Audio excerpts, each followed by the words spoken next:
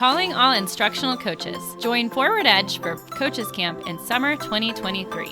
Coaches Camp is packed with high-quality professional development exclusively for you. Attendees will work with like-minded coaches on creating strategies for building teacher relationships, executing coaching cycles, and building a culture of coaching and tech integration within their district. There are 2 opportunities to attend Coaches Camp in the summer of 2023. You can join us virtually June 12th through 14th, or come visit us in Cincinnati on July 27th and 28th. Please visit forward-edge.net/coachcamp to reserve your spot today.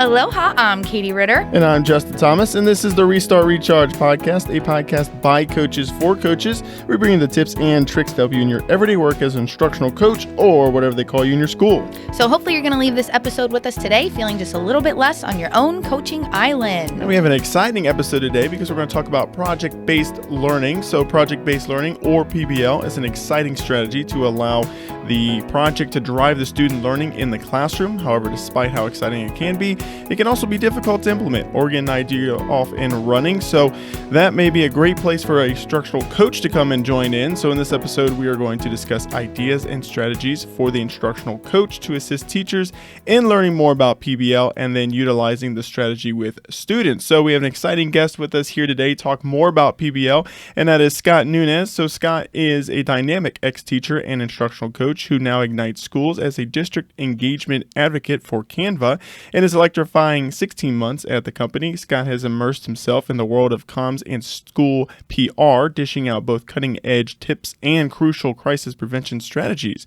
With over 2 decades of experience as a freelance graphic designer, Scott bridges the gap between schools and their communities with effortless finesse. And when he's not shaking up the world of education with Canva, you can catch him hosting his Education Today podcast or tweeting out valuable insights on Twitter at Mr. Nunez Teach. So let's welcome in Scott. And Scott, I got to say, that's a very exciting intro that you gave me here to read. Welcome, Scott. I was thinking the same thing. I'm like, these are the best adjectives in anyone's bio ever.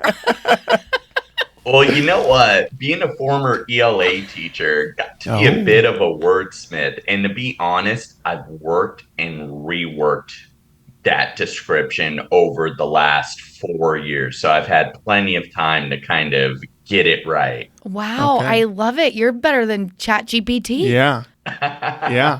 And you're being humble about it too. I know. I might send you my bio and see if you can zhuzh it up a little bit. Hey, you're going to start getting everyone's bios coming in to try and check things out there. But Scott, let's go ahead and just kick off the episode with a little clarification. What exactly is PBL and where have you seen it throughout your different roles in education? So just in case some people are like trying to wrap their head around project-based learning, can you give us a little bit of an idea of kind of what that is? Yeah. Well, in essence, it's project-based learning. I tend to think of it as starting with an end in mind, kind of like tied to UDL, PBL, UDL. They kind of work hand in hand.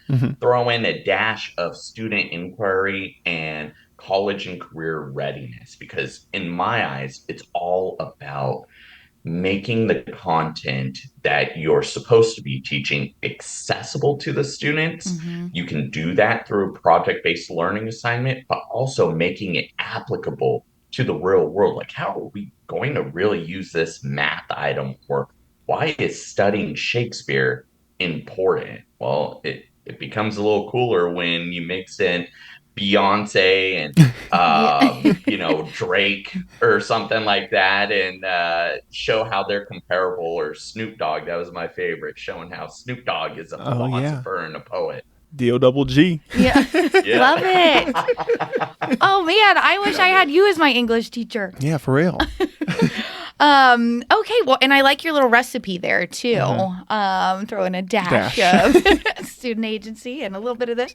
Okay, so thinking of, I know a lot of teachers get really hesitant when they hear about PBL, right? Because it's not just this structured curriculum book that you have to follow through, right? A lot of times I think, takes some twists and turns just by nature of it being applicable and kind of going where you need to go and where the student interests are. So talk to us about what's needed for a teacher to maybe begin to implement PBL and how the coach might play a role in assisting with that. I'm so glad you asked. I actually don't, or when I was in the classroom or instructional coaching, I don't recommend folks just start with PBL. Start instead with voice and choice. So I'll give you a Yeah. simple example. If you're breaking down a small piece of literature, I'm going to speak to my strengths here with ELA. Mm-hmm. So you're breaking down a small piece of literature, you could have a choice. Do you record a video or do you write an essay? Yeah.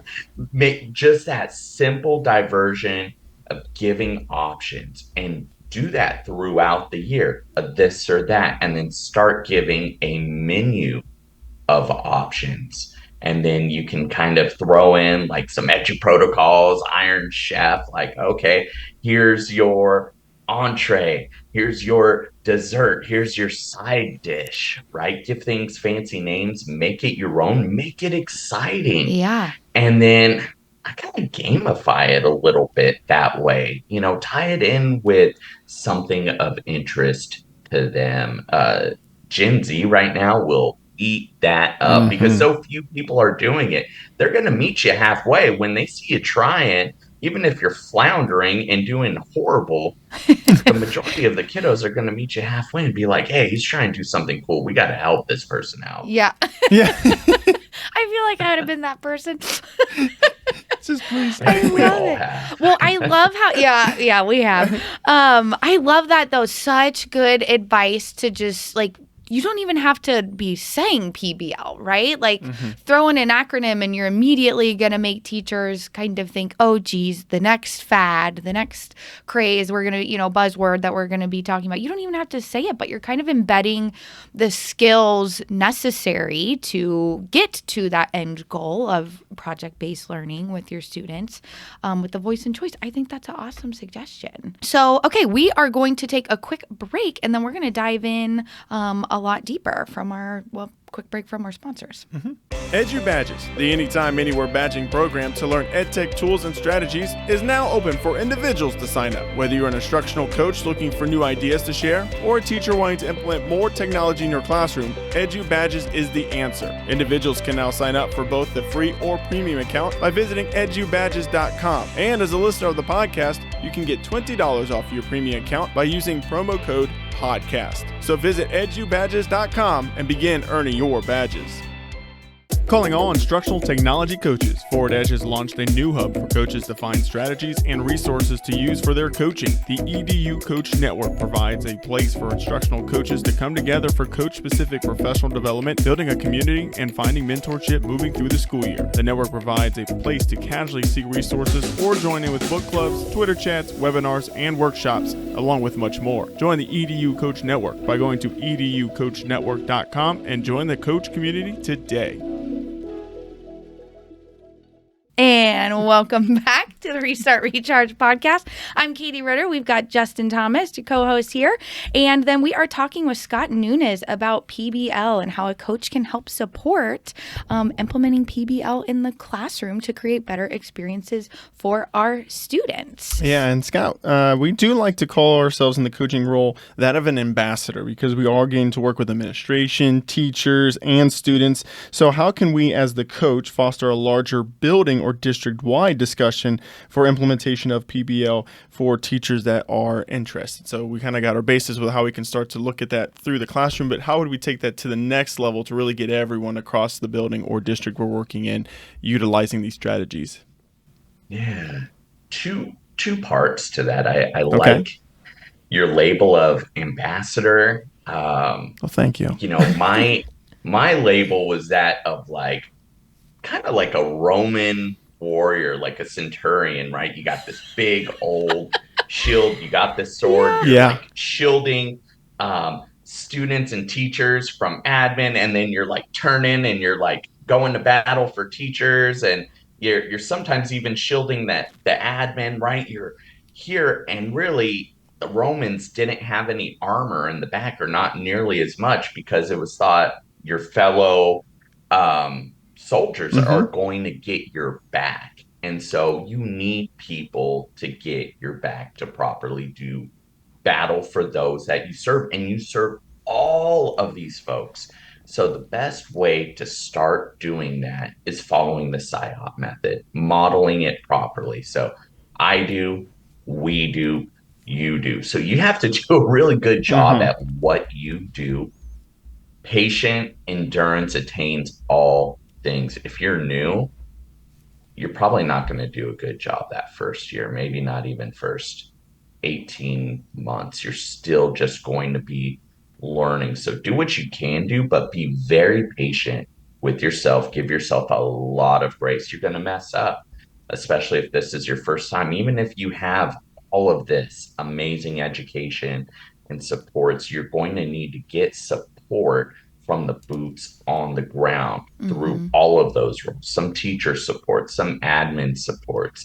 And really, what it takes to get those supports is trust, and you have to give it to get it. Just like with our kiddos, think of when you were in the classroom potentially and had a challenging student that really required a lot of upfront effort to break through their thick skin. Teachers and admin naturally kind of have that. We need to have that to kind of insulate us and shield us from things. And sometimes folks that we're serving will have such thick armor around that we really need things to quickly get into there. And one way we can do that is to really self sacrifice and have a bit of humility and not be afraid to completely just be yourself and fall face forward in front of them and let them see you fail and struggle. It's great to be polished, but it's also great to be real and raw. And you have to know who you can do that with and who you can't. Like, I would not faceplant in front of an admin that really values somebody who's polished, doesn't make a mistake, and is going after people who make those mistakes. Don't do that in front of that Mm-hmm. Mm-hmm. type of admin. But if there's a struggling, I label them as like tech fragile teachers. I primarily leaned on tech as an instructional tech coach. Um, Somebody who's hesitant to bring you on board or has some sensitivities, fail in front of those people. Mm-hmm. Let them know you don't have it. Try a new tool with them. Ask them what they want to do. Find out where they're weak and assist them and earn their trust. See if you can model them. Let them know you're not there to kind of come down on them. You're not there to report on them and create this long file and send it up, the ladder in the district and get rid of them. No, you're here to genuinely help them and to form a relationship based upon your expertise. And something too that I have to temper, my coworkers will tell you, when I'm passionate about something, I used to think, oh, hey, this is always a great thing, showing passion, but sometimes it can turn people off. Like, Mm-hmm. who is this guy? I'm not that passionate. Yeah. So Yeah. know your audience. Come Yeah. in soft. Listen a lot. I've made that mistake plenty of times, and it takes a lot of time to fix that. So if Mm-hmm. you can come out the gate not hard and fast, but slow and steady with endurance in mind, you're going to seize the day, or maybe not that day, but the day, whenever that breakthrough is. I had a great moment with a third grade teacher at my former district who hated tech. I had no idea who had been helping her with her grades. She didn't even know how to turn on her laptop. So it was clear somebody was Mm-hmm. putting Mm-hmm. in her grades, even though we were one to one for a while and having to do all these digital things. But she somehow got bamboozled into working for the virtual school I was leading. Oh, And so goodness. I had to quickly, get her up to speed. And there was a lot of hand holding, a lot of trust. And one of the ways we bonded was over her telling me stories about her family. Her family landed in Plymouth Rock and were part of the original Pilgrims, and she was giving Oh. me recipes, and we were talking about that. And then she was really into dogs and had some Arendelle Terriers, and so I was always asking about the dogs. And so, just like we would find a way to connect with our students, find a way to connect with the admin, you're serving. Find out what are their goals, ambitions, what are their kids' names, what are they doing on the weekend? Who are they really when they're not in this role? And tap into that. That's a huge part. You need to meet them at the human level Mm-hmm. before you can meet them at the professional academic level. Yeah. So do that in your coaching. Just find it out and see about offering some praise where you can.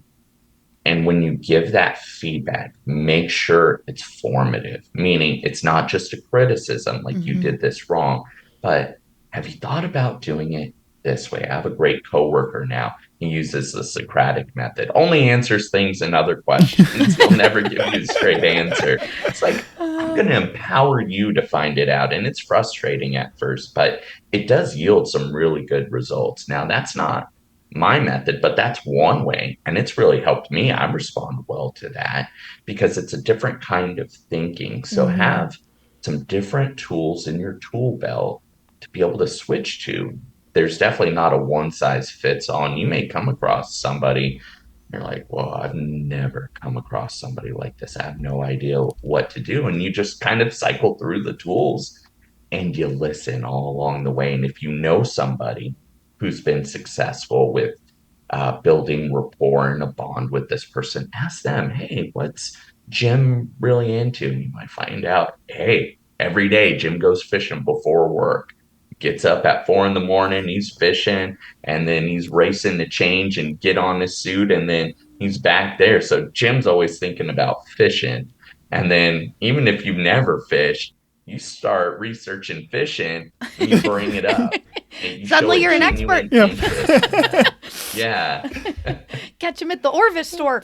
That's pretty impressive. You're fishing every day before school. I know. It's got so much there that I want to unpack and dig into, but I do have a couple of follow-up questions for you, kind of along this line of trying to scale PBL beyond just the one teacher who gets it, who's passionate, right? And trying to create this more systemic experience for kids that is getting them to apply what they're learning in meaningful ways and in a way that's actually connected to things that they care about, right? I think that's what you said at the beginning, right? That's part of what makes it so powerful for our learners. And so I think about some of our coaches and some of my own experiences when coaching, and kind of two scenarios I want to ask you about. How have you approached maybe teachers who say, they want to do PBL and really it's something that's done in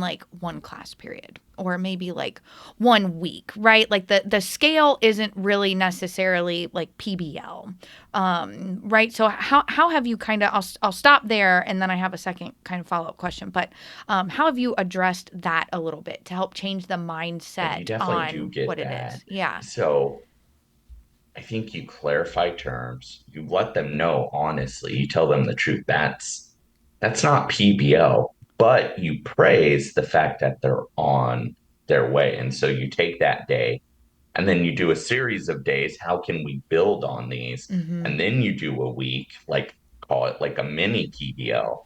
And then you show them the structure. Hey, a PBL is really just a series of these mini PBLs that really build on one another. So you chunk it small like Legos. And it's just put in the Legos there. And if PBL's too big of a piece right now, you show them how to put it together with all those smaller pieces. Yeah, I like that approach of kind of acknowledging, because I think a lot of coaches maybe feel hesitant to, again, back to we need to build the relationships, we need to listen. So I think a lot of coaches maybe feel hesitant to say, well, this isn't exactly PBL, right? For that fear of now you've just put them down, which not really, but the perception that they might have that you've put them down.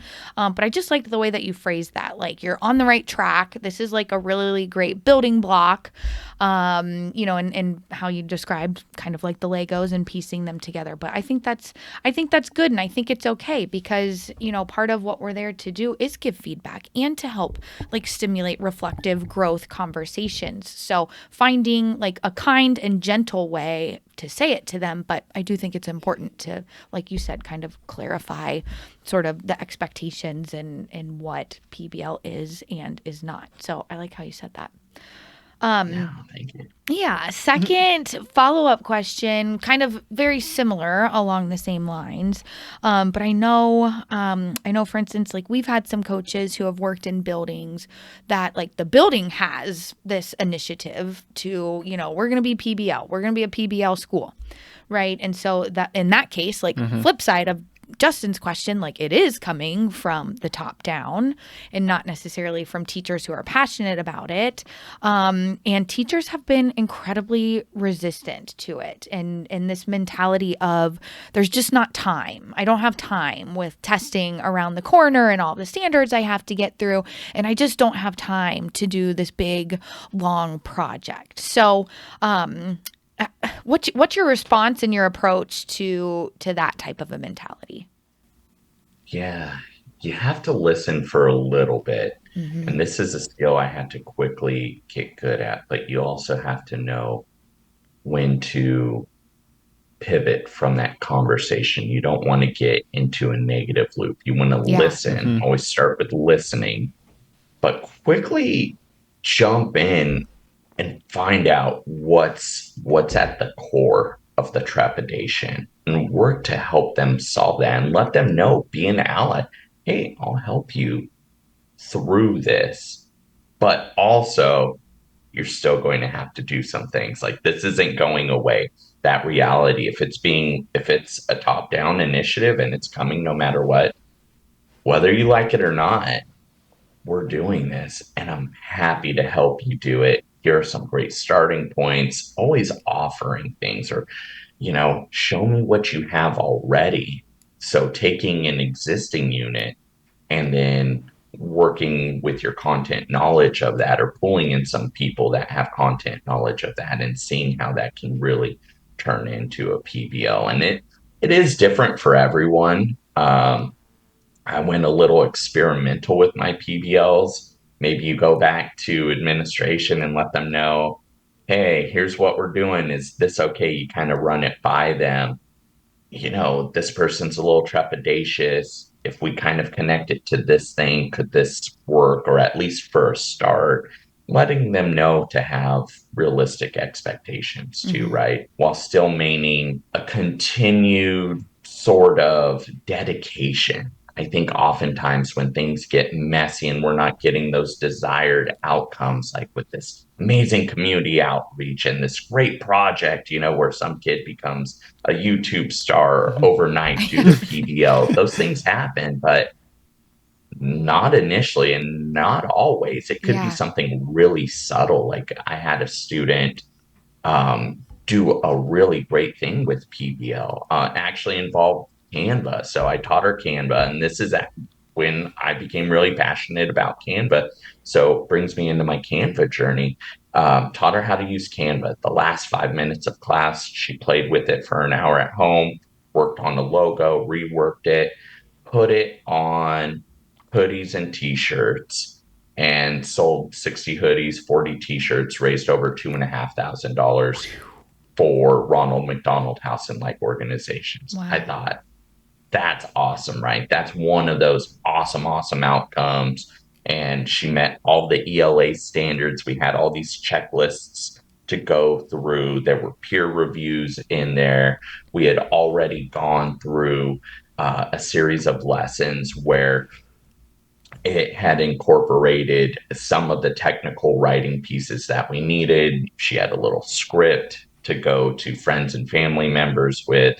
She had to do a bunch of market research, do a creative brief and guide, like her her branding, like on your logo Yeah. there with the blue and the gold and the white, Yeah. and decide, oh, what am I going to do? Hers was white and purple, and so it symbolized, I think purple is the color of childhood leukemia, so her nephew had that, and so there's this like whole story with that too that she was able to tell.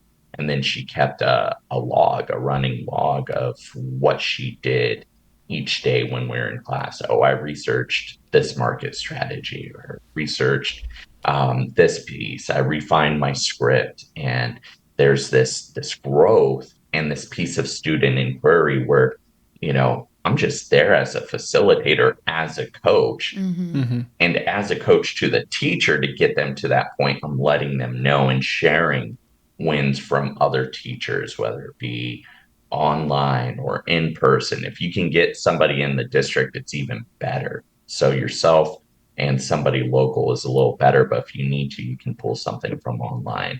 Because sometimes what they'll say, about half of them will say, that's on Twitter, that's on Facebook, or on that TikTok. I'm not on that TikTok. Yeah. I don't mess with that. Yeah. Oh, and I love you said, show me what you already have at the kind of the beginning. And I love that. I think that's a really good stem to kind of acknowledge you're already doing good things. Let's just continue to build on it. So I like that little sentence stem that I don't want it to slip under the radar. Right. I wanted to pull that out for our listeners. So that was good.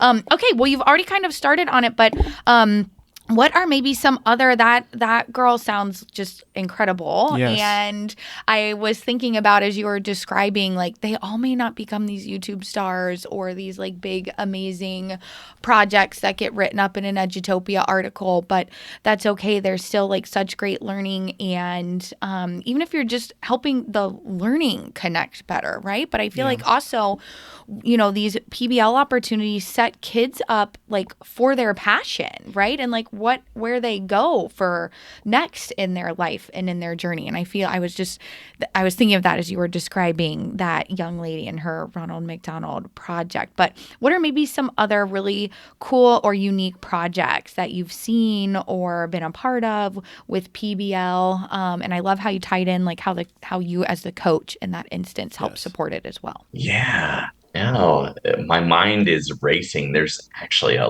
lot of good ones that are coming to mind. I've seen some people do some really cool things with breakouts.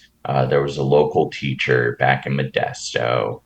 She taught at Johansson High School, Amber Youngman, and she actually taught me how to PBL. She coached me. She wasn't a coach at the time, but would make an amazing coach. She loves the classroom a little too much to venture out into coaching. She tried it. She could have had the job and she turned it down. And that's how I actually got my coaching job. She was really great and mentored me. We would get together for tea and things. And Well, I shout had out the to Amber. interest. It helps if there's the interest there. And she would do things with little like lock boxes. So she would do like a whole horror series. She was really into horror, or like a whole detective series. Like, oh, let's see about unlocking these things. So you would read a passage, then get some clues, and you have to unlock the clue to the next clue, and they build, and then it's the next piece of reading, and it just keeps going from there. And then at the end there's some summative project where you're forming your group and you're building your poster. And I walk into her classroom, wow, this art is like really good. And I asked her, how do you get them to do this art? I was getting lesser things. She's like, well, you got to kind of model it, take student examples from before, highlight those, be really clear on your expectations, give them the tools, and then have some supports for those who aren't maybe naturally gifted in the art of aesthetics. You give them some framework. So tying it into myself, I had this Hunger Games unit where we acted out all of the Hunger Games through different activities. And actually, Amber gave me a lot of stuff. I made it my own, but we played games. Like, we had broader knowledge pieces in there, but quick memorization things. So we played a Jenga that Amber had given me, where students would compete in Jenga. They pull out a question, somebody else reads it, if they get it right, they get so many points. And then along the way, if Jenga falls, like you lose everything. So there's like this academic element, which was really fun for Yeah. some of the weaker students, right? They're really trying to they were going up against the top student who knew all the answers, and they were going for a different strategy Yeah. in that game. And so gamifying PBL can be kind of fun too. It's not necessary, but it's something that can keep the interest going with this alternative learning style. But the key there is that everything builds and there's some differentiation.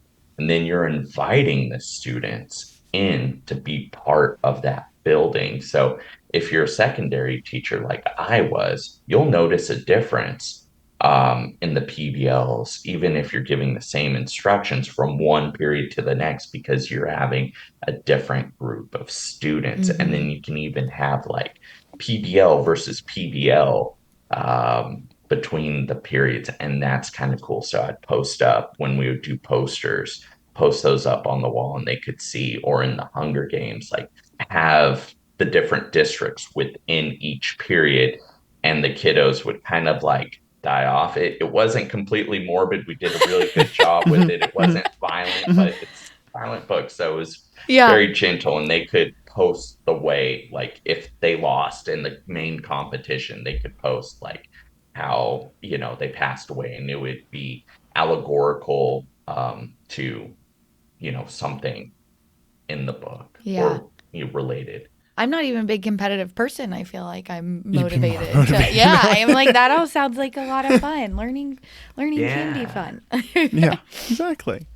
Awesome, Scott. Well, we like to finish our show on our top 3 tips, but I'm going to take this little social studies turn, so hopefully I don't lose everyone here. But you were talking about being a Roman centurion, so we're going to promote you to magistrate, so you can give us your top 3 decrees for our listeners here on how you can best work with teachers in PBL.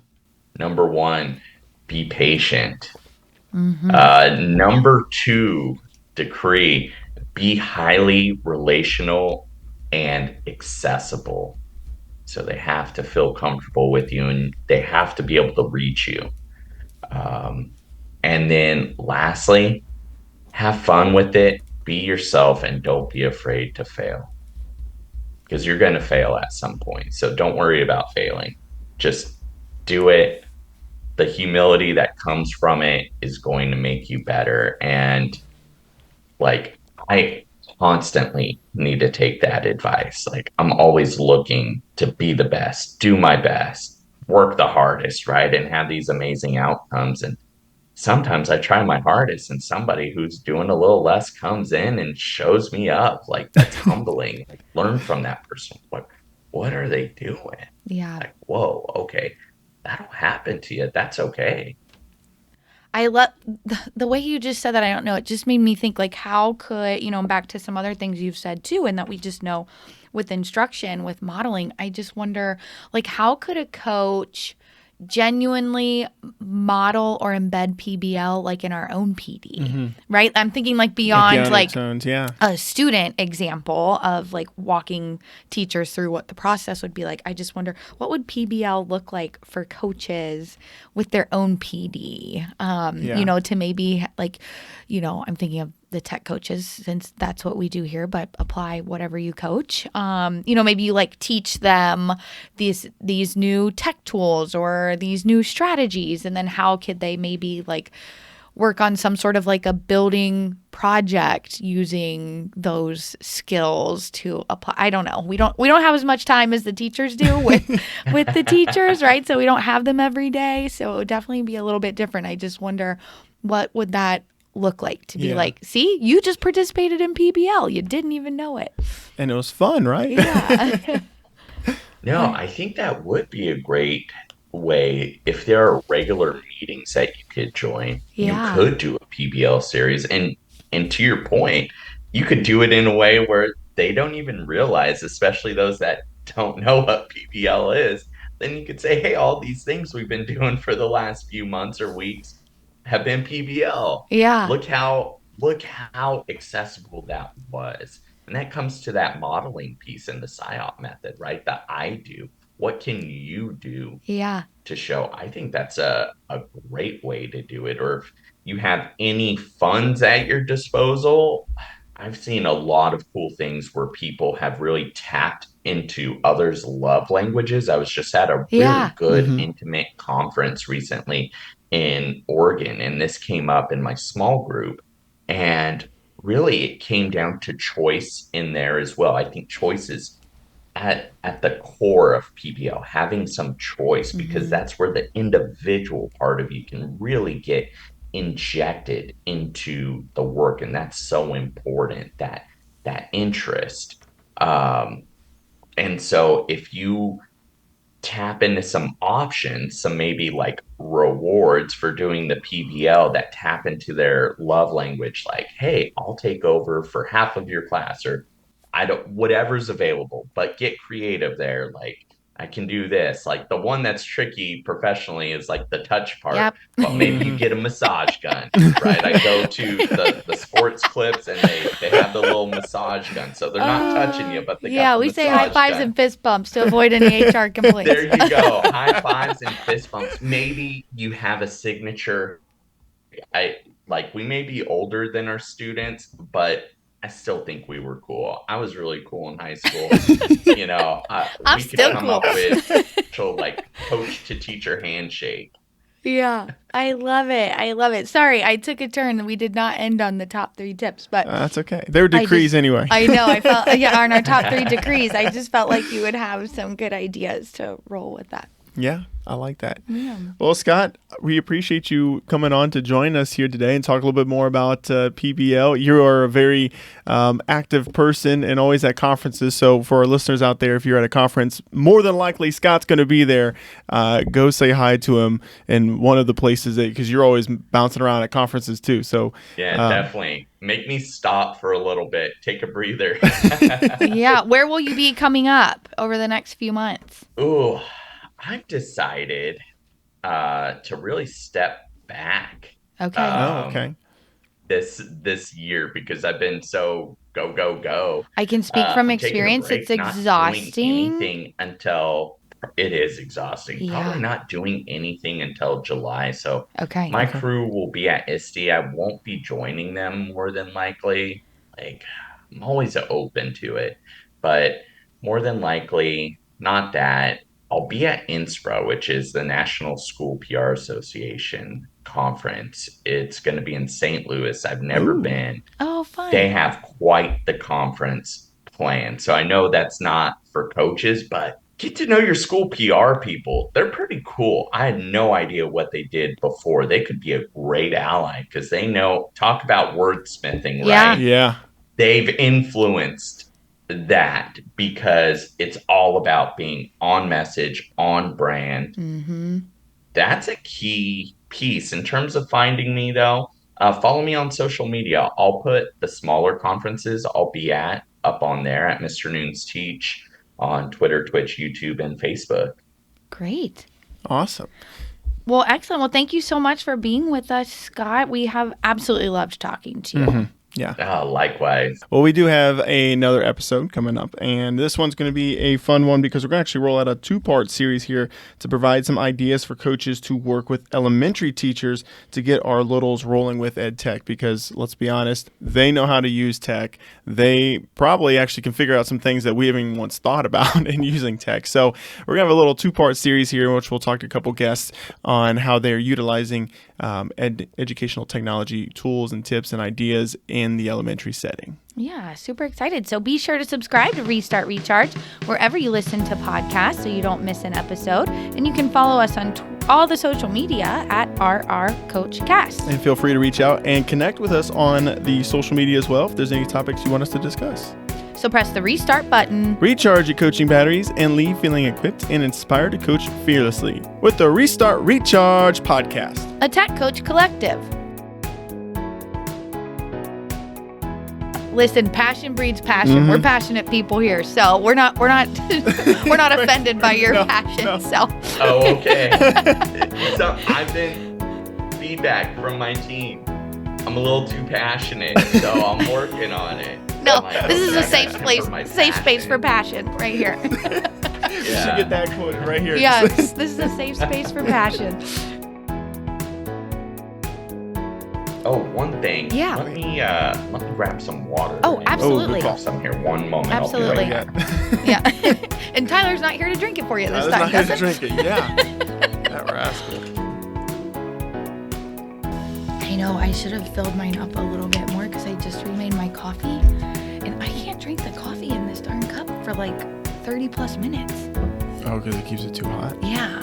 I can't ever drink coffee, but then these cups, they keep it so hot. They're too good of a cup. It's too good of a cup. It just burns the heck out of me. I'm trying to have some taste buds for the rest of the Right, weekend. yeah. Yeah. Oh, Scott's back. Sorry. I'm back. Yeah, I just popped in. Oh, sorry.